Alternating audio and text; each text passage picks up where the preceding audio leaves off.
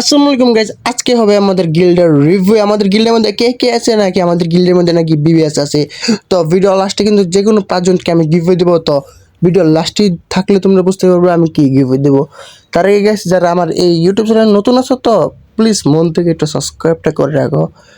তো first of all যদি আমাদের এমআর গিল্ডের দিকে যাই, তো কয়েকদিন পরে কিন্তু আমরা এমআর, তোমরা যদি সাপোর্ট দেখো তাহলে কিন্তু আমরা এমআর স্পোর্টস টুর্নামেন্ট এটা করব।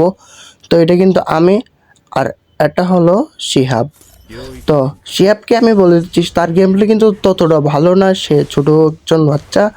তার নাম হচ্ছে শিহাব, আর তার ভাইয়ের নাম হলো শ্যাম। এটা হলো আমার সেকেন্ড আইডি।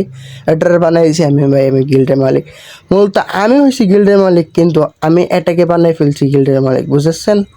তো দেখছেন? তো এদিকে যদি যাই, এদিকে হচ্ছে আমার একটা খালাতো ভাই, তার নাম হচ্ছে জিহাদ। সে কিন্তু কয়েকদিন পরে নাম চেঞ্জ করে ফেলবে। আর এদিকে যারা আছে, যারা এটা হলো শ্যাম, ওই শিহাবের ভাই শ্যাম, সে বড়ই।